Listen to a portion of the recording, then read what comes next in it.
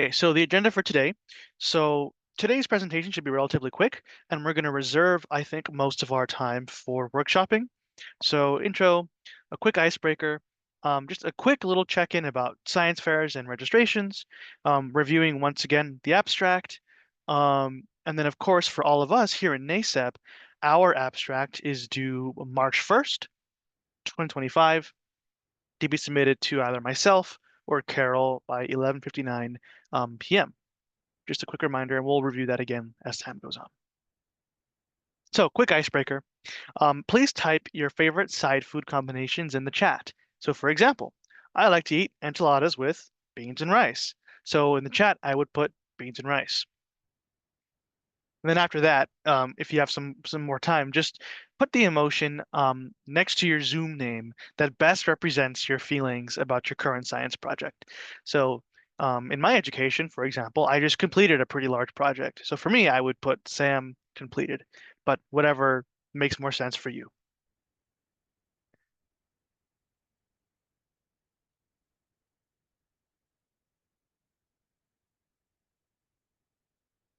Fries, good option. That's a good one, Avery. And I'll put mine.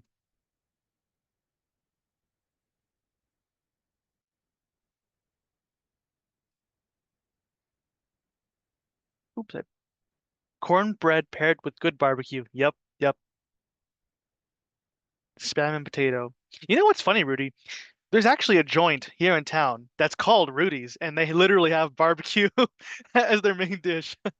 You know what? I've been to that restaurant, I think in Texas. I don't know if that's where it originated, Yeah, but I feel like I've been to the location in one of the locations in Texas, but I have yet to go over to the Tucson location, so I need to get there.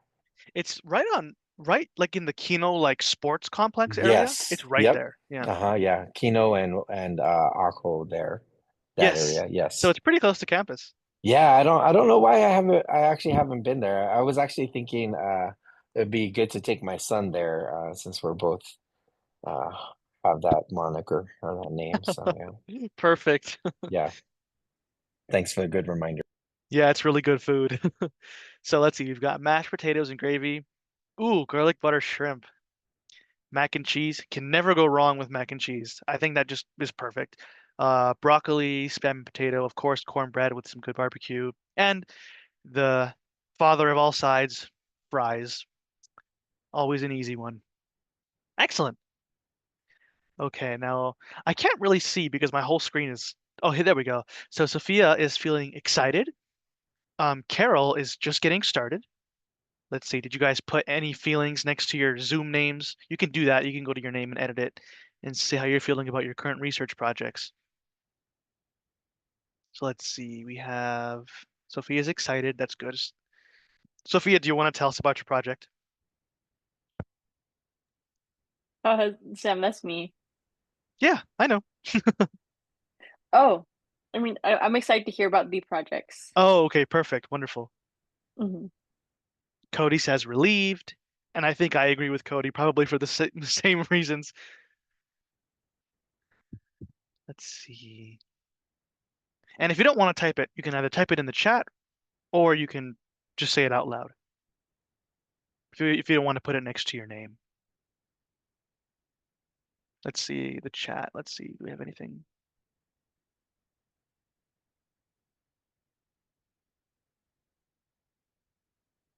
Cody just still talking about the side. Sweet potatoes and broccoli. Sweet potatoes are good. I wish we ate them more for more than just Thanksgiving. Sweet potatoes. Let's see. Has anyone else said anything about their projects? Doesn't look like it yet. I'll assume everyone's doing good. Rudy says he's excited about NASEP projects. Star said satisfied.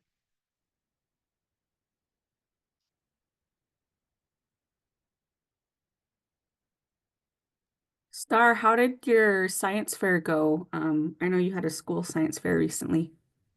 Oh yeah, it's good. I was able to place first in my category, and then my teacher's taking 10 of us who place first to state. Oh wow. That's fantastic, Star.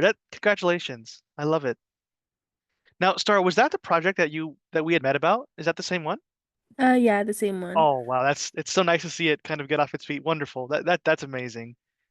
Congrats. Congrats. Alrighty. Thanks, guys. So we'll go ahead and move on to the next slide.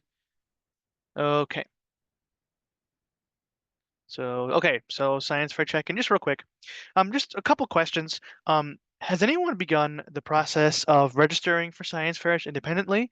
Um, If you have, let us know. But let us aid you in the process. I think one of the most important things that we want to let you know is that we're here to help you do that. So if you plan to sign up for SARSEF, NASEP, AZSEF, we can help sign you up. We can do it for you. But if there are any other projects any other science fairs that you found on your own and you want to sign up, we can also help you with that too. But has anyone started that process yet? Has anyone kind of explored the different possibilities, or is anyone applying to any of these or signing up for any of these three ones here?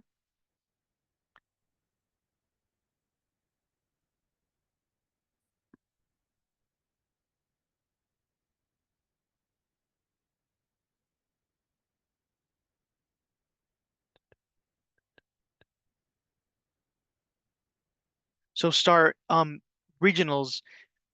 Is that regionals for the state, like, or for the state's fair, or is it connected to the one that you placed in? It's just the one from my school. Oh, okay, I see. Very cool.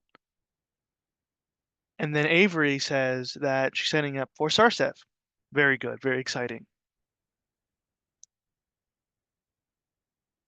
And the next part of kind of that line of questioning is an abstract. Has anyone here begun to work on their abstract?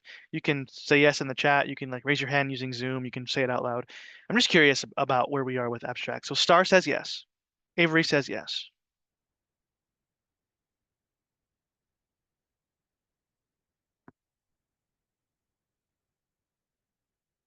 Okay, very good. That's good to see. And this is for specifically for those who need an IRB. Not everyone will, but for anyone who might need an IRB, how's that gone so far? Have you gotten one yet? Have you gotten approval yet?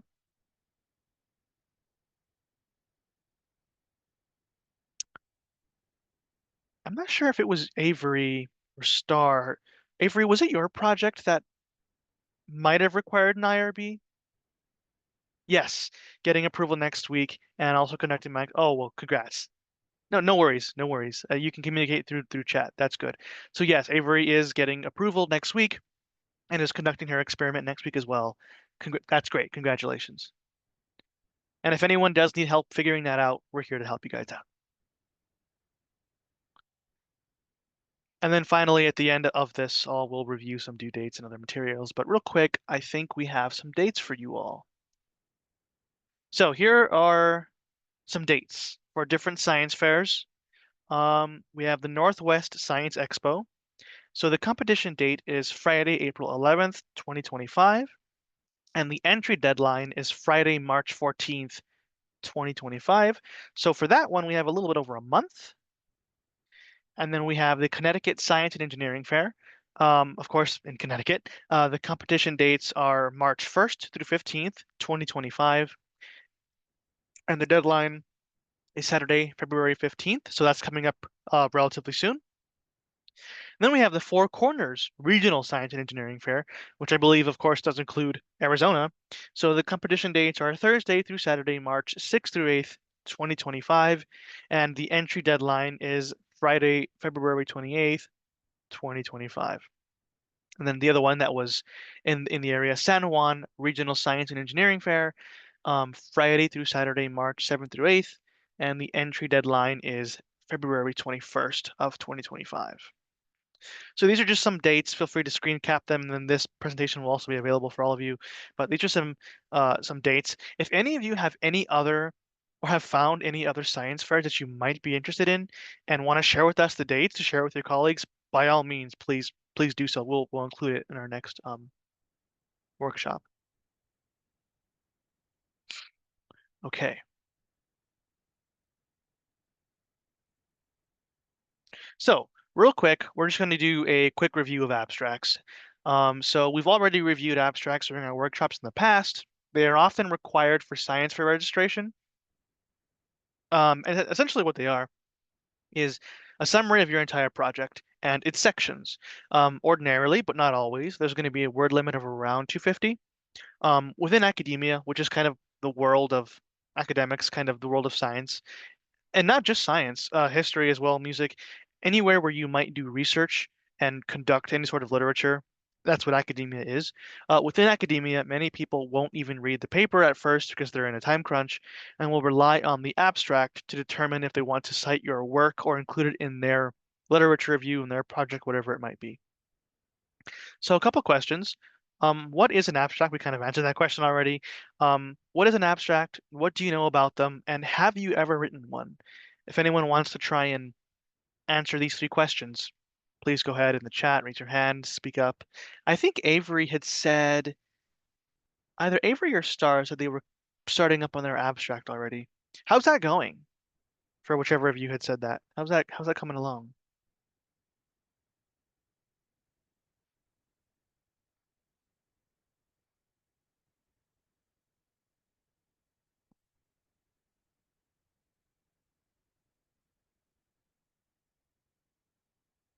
Star says, I think I have to condense mine more. Yeah, that tends to happen. When I wrote my first abstract, it ended up being like 500 words, and I'm like, oh gosh, I have to cut this in half. I didn't know what to do, but there's methods and there's ways. So yeah, that's a very common it's a very common issue. Good, just making edits and finishing methods. Very good, Avery. Very good. So we're going to go and spend a little bit of time talking about it, focusing on it, just for a short amount of time. Okay, so the abstract components, kind of ordinarily what a science project might have. We have the introduction, we have background, methods and materials, results, data analysis, the discussion of said results, and then finally conclusions. And then sometimes at the end of an abstract, they might ask for you to put keywords, or they might ask for you to put conflict of interest, or they might ask for you to put acknowledgments, who helped you on the project. But it depends on the paper, or it depends on the journal, or it depends on the science fair you're applying to. So I'm going to go ahead and give you guys quick examples here. So here's two examples of two different kinds of abstracts that I've primarily seen in journals. So as you can see, the one on the left talking about legumes, which are just like beans. Legumes are a key components, blah blah blah. So essentially, what this little blurb here is the entire abstract. It kind of just spits out exactly the materials that if you're a researcher and you're looking for the data quickly and you're just kind of looking through loads and loads of different papers, you'll have the opportunity here to just get the information quickly. So that's kind of what this abstract here is for. And again, if you spend some time to read it, it's pretty heavy with the scientific terms, right? So this one's about beans. And then the one on the right is about rice. So now I picked this one because it not only is it about rice, which is pretty cool, it also shows the different type of abstract that specifically lays out the different headings. So we have the objective, the design, the results, and the conclusions. And these are, and then of course at the bottom, you can see that there, keywords, right? So each abstract, you might find different ways of doing it. So Avery, it sounds like you're doing the one on the right, where you have the different sections kind of written out so the reader can see it directly. So yeah, we have the two different types of abstracts that are primarily seen, and then they're both covering pretty interesting topics. Of course, beans and rice, which was my preferred side food. But believe it or not, they have all kinds of research out there. So I just happened to choose beans and rice by that was purely coincidence, by the way. Okay. Okay, good. So now that we kind of have the basic idea of the abstract in our minds, we're going to spend the rest of the time, the rest of the workshop in breakout rooms to kind of workshop our projects. So, Carol, do we already have the breakout room set up? I will do those right now. Awesome. And then just a quick reminder, once again, the abstract is due March 1st at 11:59 p.m. Mountain Standard Time. So that's just Tucson time, Arizona time. Most of Arizona. Is Arizona fully on MST, or do we still share some of our time with New Mexico? I don't quite remember. We'll have the time change, but it's not happening until March, I think. Oh, well, so it's due March 1st. So I think we'll just say Arizona time, Tucson time. Let's keep it just Tucson time, 11:59 p.m. And then due to either myself or Carol by email. And then just remember to check Slack or my email reminders for about due dates and other important pieces of information. And feel free to email or text whenever you guys need to. Try to get back as soon as possible. And another announcement for the closing banquet that we're having. Please save the date for April 20, is it 27th? I'm trying to remember. Let me look at my calendar really quick. April 26th. 26th, yes. I think it was 27th last year. April 26th, which is a Saturday. We'll send that out via email and also on Slack. But that's the date that we're holding for the closing banquet, and we'll have more details to follow. Let me